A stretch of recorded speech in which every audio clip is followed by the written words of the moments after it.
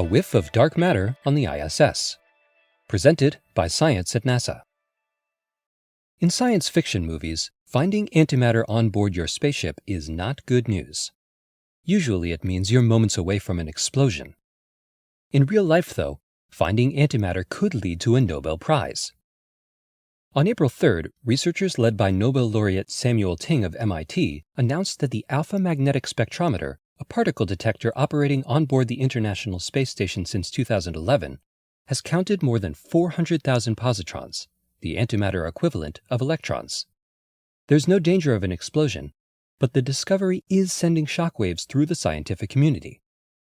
These data show the existence of a new physical phenomenon, wrote Ting and colleagues in an article published in the Physical Review Letters. It could be a sign of dark matter. The alpha magnetic spectrometer, AMS for short, was delivered to the ISS by the Space Shuttle Endeavour on its final flight in May 2011.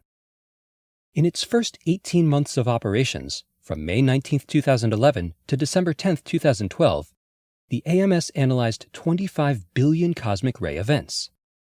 Of these, an unprecedented number were unambiguously identified as positrons. Cosmic rays are subatomic particles such as protons and helium nuclei accelerated to near light speed by supernova explosions and other violent events in the cosmos. Researchers have long thought that cosmic rays contain a sprinkling of antimatter. Italy's Pamela satellite detected high-energy positrons in 2009, and NASA's Fermi Gamma Ray Observatory confirmed the find 2 years later. But where do the positrons come from? The universe is almost completely devoid of antimatter, so the positron fraction of cosmic ray electrons, as much as 10%, is a little surprising. One idea is dark matter. Astronomers know that the vast majority of the material universe is actually made of dark matter rather than ordinary matter. They just don't know what dark matter is. It exerts gravity, but emits no light, which makes it devilishly difficult to study.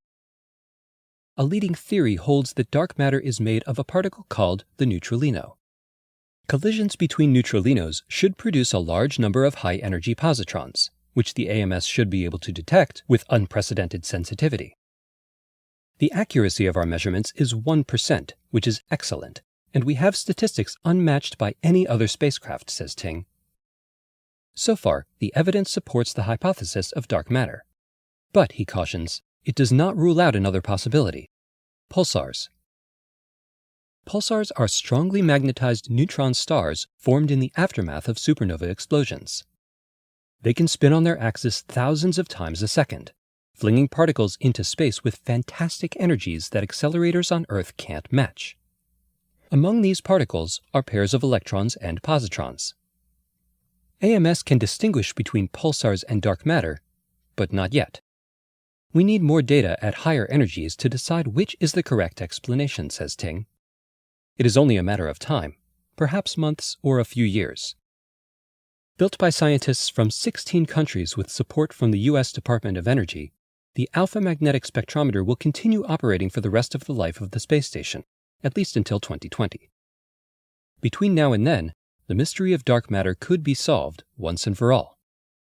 Stay tuned for updates from science.nasa.gov.